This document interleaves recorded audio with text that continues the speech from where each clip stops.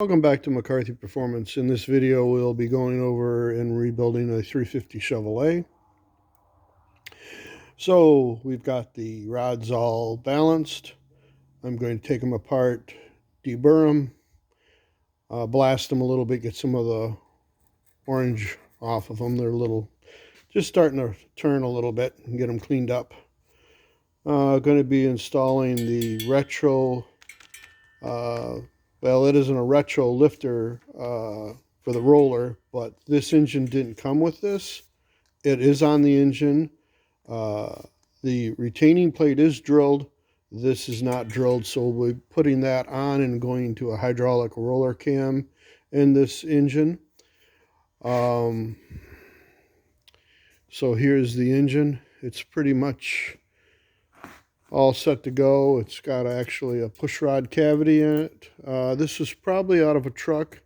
The earlier blocks ran non-hydraulic rollers, conventional cams in them. Earlier ones that we're not going to put a conventional cam in this. I'm planning on assembling it, putting it together.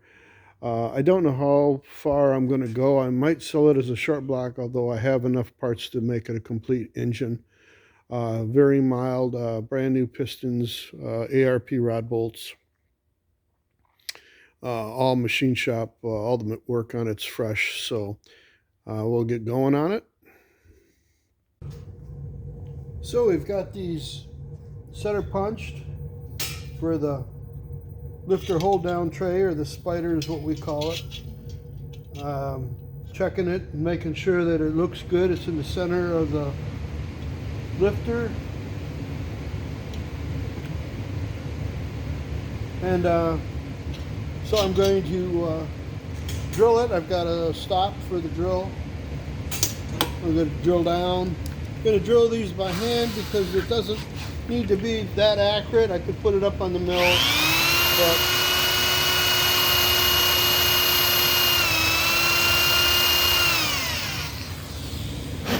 obviously we don't want to drill into the main oil gallery if we don't have to.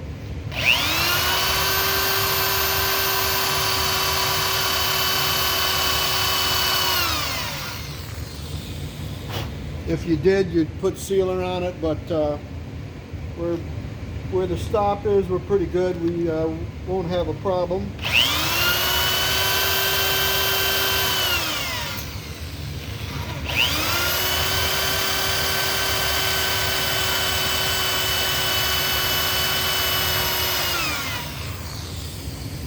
They don't have to be that deep, just as long as it, you know, you got a little bit of thread engagement. There's not that much pressure holding that tray. All it does is keep the tie bars from walking, so it's really not a critical amount of pressure that needs to be put on these to hold everything down. If that makes any sense. So we're going to make up a little stop for this one, and we'll hit them, drill them out, and then tap them.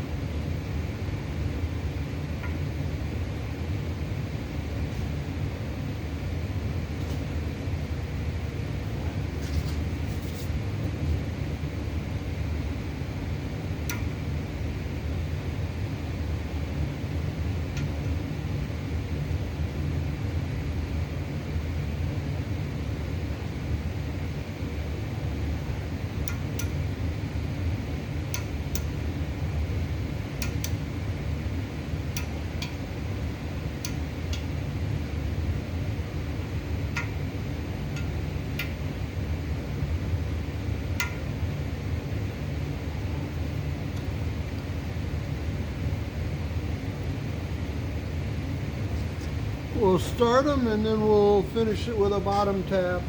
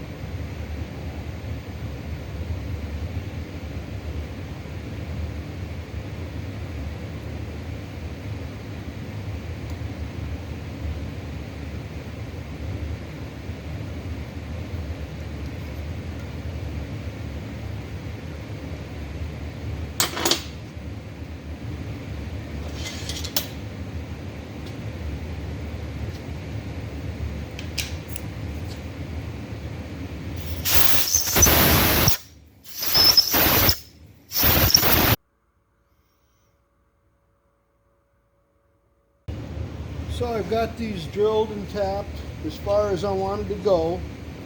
I had to modify a tap for a bottom tap so I could go further down into the threads. I didn't want to drill this any deeper than it needed to be. So originally Comp sold this kit as a 3/4 bolt. I went to a 1/2 inch. There's plenty enough engagement there. It's not going to be a problem. Everything's lined up. It's through the center line of the lifter bores. That's where it needs to be to hold the spider down. There's a little adjustability in it, so we're good to go there. These from the factory originally came with flange bolts. I'll be putting a washer under each one, and I'll be using red Loctite to hold it down, and it won't be an issue. This is the kit that I got from Comp. Used to be able to get this through, I believe, Engine Quest, though I was told they no longer get it. They're no longer available through them to get it from them, so I got this kit. And it's complete. It's a little expensive, but it comes with the front hold down plate. It comes with the lifter guides and the fasteners. And like I said, the only thing I changed up on the fasteners was I went to a little shorter fastener on this because I didn't feel the need to drill it any further than I had to. And with a washer underneath these, they bottom out before the tin's on there. Not that the tin's very thick, it's probably only like 40 thousandths thick, but with a washer under there, it'll be just fine. And they don't bind or anything, so everything will be good there. We're going to start rebuilding the rods, and then once the rods are rebuilt, then we'll probably start assembling it. Okay, we got the rods all cleaned up. Got some of the light rust that was on them. We're going to scrub them up again when they're done. I always make sure I blast the tang grooves and get them nice and clean. Now we're going to take the old bolts, press them out. We'll be cutting the rods. We'll be cutting the caps. We'll put them together, back together with the ARP bolts. We'll do a little light chamfering around this bolt hole. So we'll get to it and start taking these old bolts out.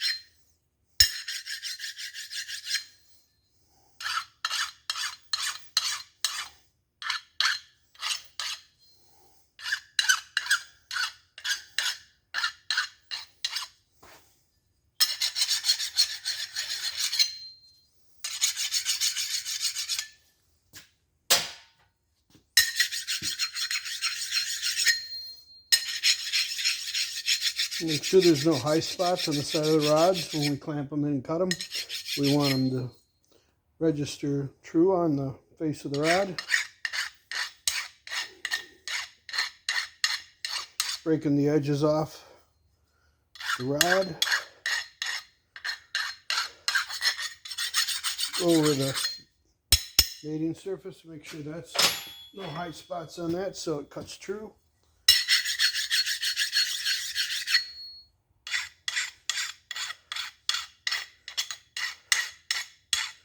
You want to pay attention to the tang area here, that there's no metal hanging off of it from originally when they were machined, because that's a normal place for metal to be folded over in there. You don't want that falling out when you're putting the rod together or putting the engine together.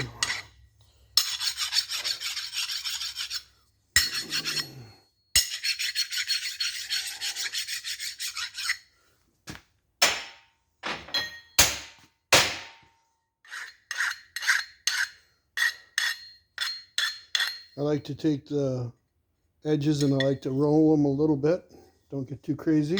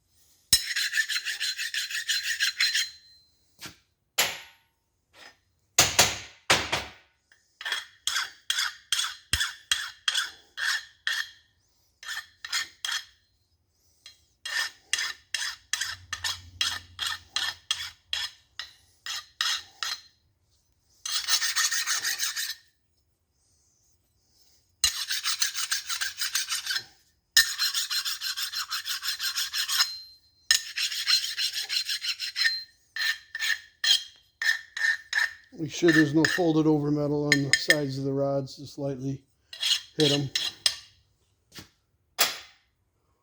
We'll be checking that again before we put them together for reconditioning.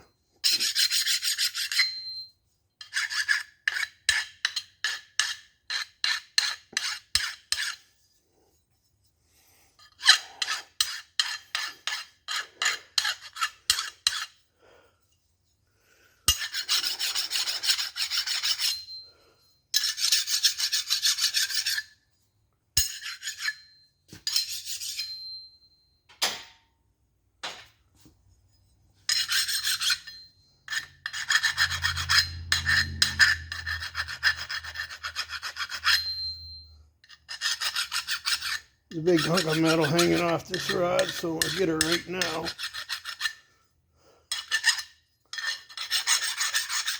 You can hear it.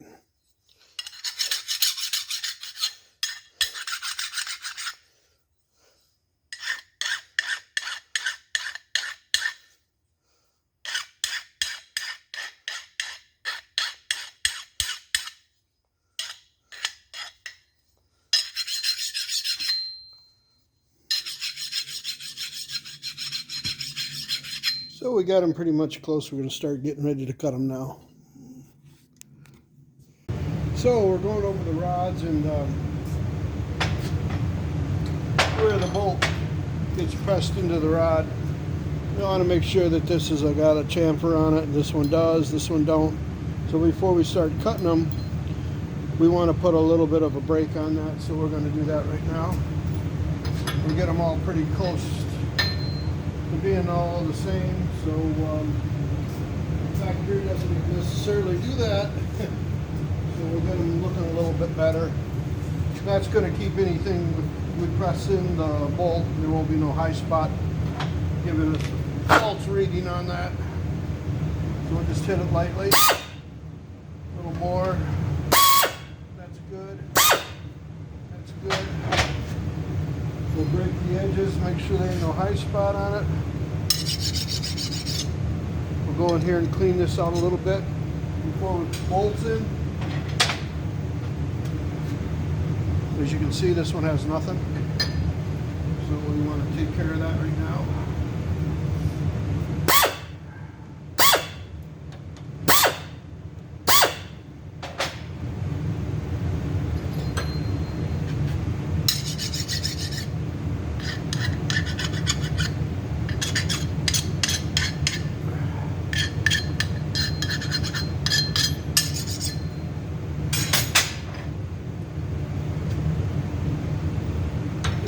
Too bad.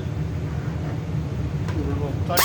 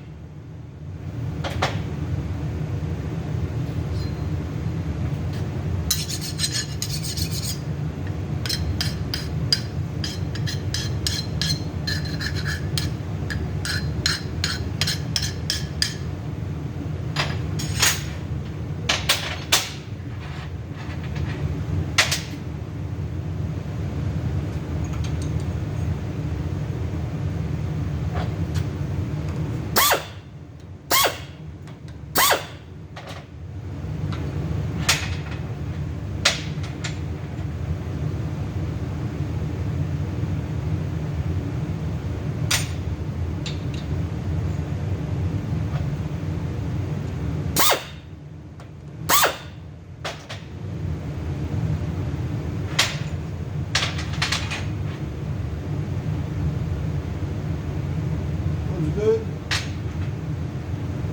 One's good. One's okay. This one's still good.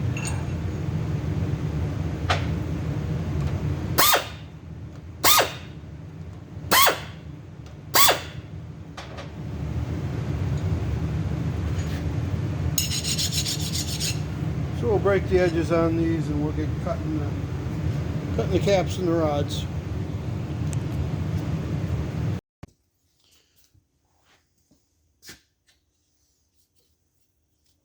Okay, we're going to make sure everything's clean. Okay, we're going to make sure that there's no metal or foreign objects hanging under any of the components that are sure that the cap gets cut through. So we're going to start with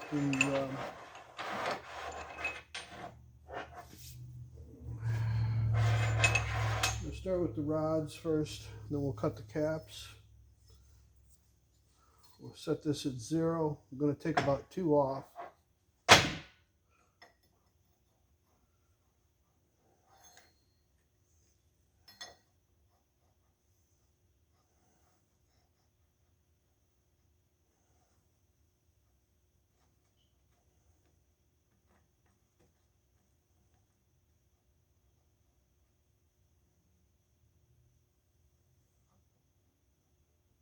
That should be pretty close. So we're going to make a light cut, and then we're going to determine whether or not we have to shim it.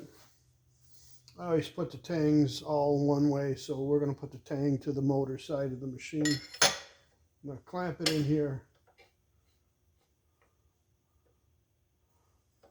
Back the wheel down.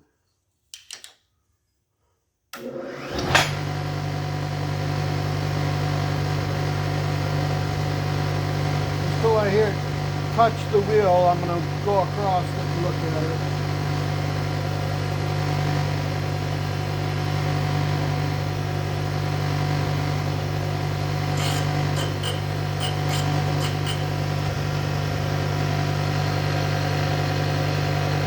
So it's cutting pretty much all the way around. So we're not going to shim it. And of course, we know the tang goes to the back side of the motor of the machine. So we'll put the rod right exactly back in the way it was. We'll take 2 thousandths off. back the wheel down, walk the wheel up through the rod,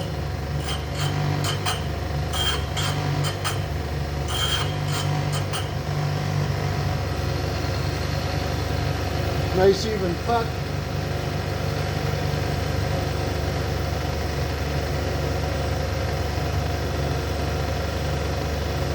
Looks like we've got about 1,000, so we'll take another thou off of the rod. Put the rod back in, back the wheel down.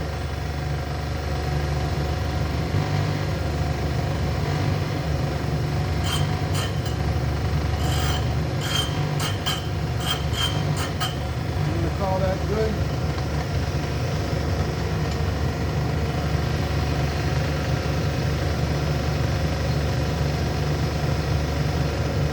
Thousands.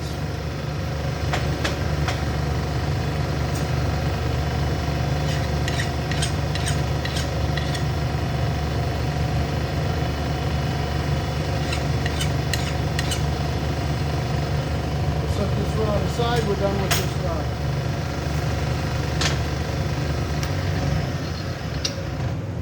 Okay, we're gonna make sure everything's clean. We'll do the next rod and continue on until they're all cut. And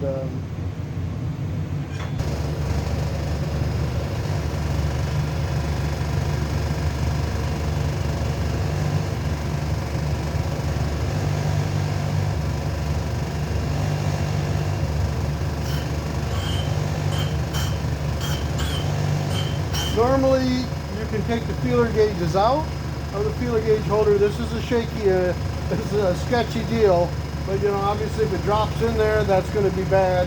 We don't want that to happen.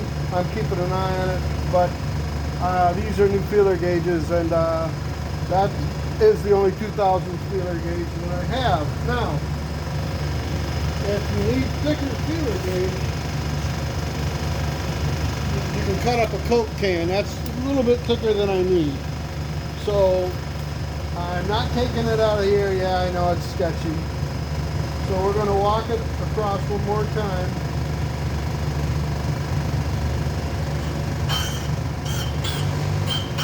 We'll take a peek at it and see what it looks like. And it's cleaned up all the way across. And you know, I think we're going to break the edges a little bit more on this one here, and we're going to call this good. I'll check it, but I think we're around probably, yeah, I'm shooting for 2. This one had to go to 3. Okay, so every once in a while you'll cut a cap or the rod, and you'll find out that you're not cutting it true. As you can see, we're cutting, I hope you can see that. Let me make sure you can see that. You can see we're hitting a little bit heavy here and nothing here. Now, if it's almost that far and it's cleaning up, I probably wouldn't do this. But we know the tang goes to the back of the motor on the machine. Like I said, I do them all that way. We've cleaned up probably 6 rods, and there's only a couple that have done this. Now, what I'm going to do is I'm going to turn the rod around, because this backstop doesn't move and this clamps up to the other side of the rod. I'm going to shim this. I'm going to shim it, and I'm going to bring the rod in evenly so it cuts this. Now, I know that most all my rods cleaned up perfect, so I know it isn't necessarily the machine.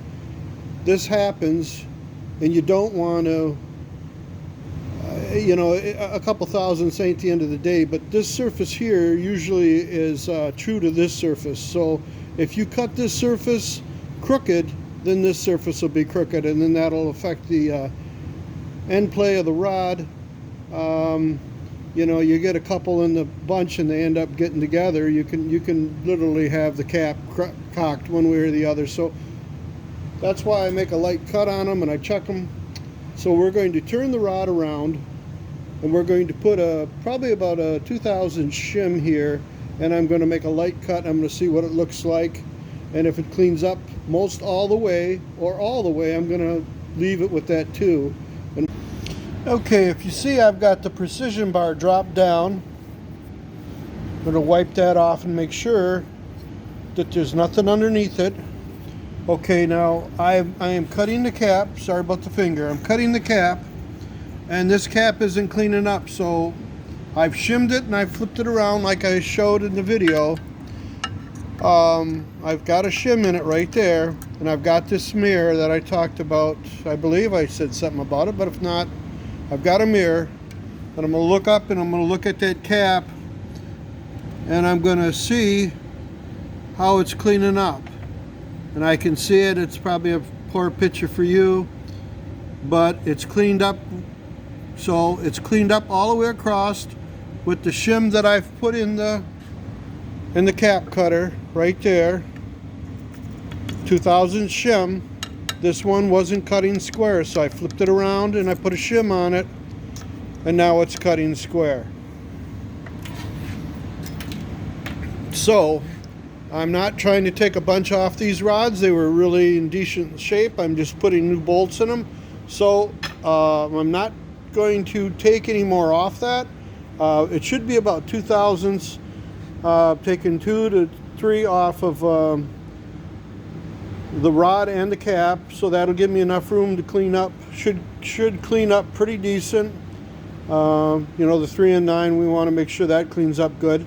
I'll put the rods together, I'll check them, and if I have to, I'll cut a little bit more off the cap. But all the rods cleaned up nice, and they're all about the same amount of material I've taken off of them. So if I get into a situation where I don't think I'm going to clean up all the way, I'll probably take a little bit more off. Okay, you can see on this one here that it's cleaning up pretty much all the way across, and you can see the high spots.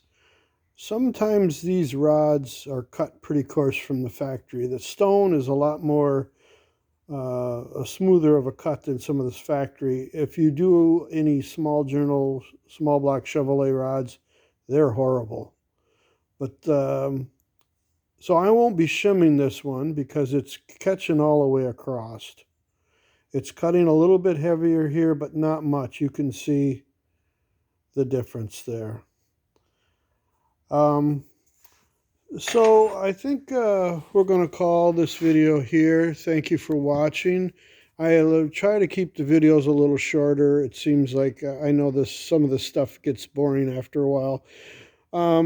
So the next part of the video will be me taking the rods, cleaning up the radius in here for the ARP bolts. We're going to probably spot face these so the new nut will have a nice register on this. We'll press them together, and then we'll start reconditioning the big end of them. You know, a lot of guys don't do this no more. It takes a lot of time, and to do it really right, it takes even more time.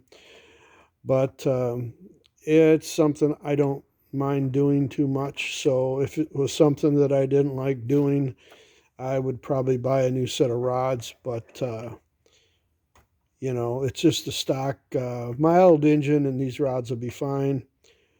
So thanks for watching.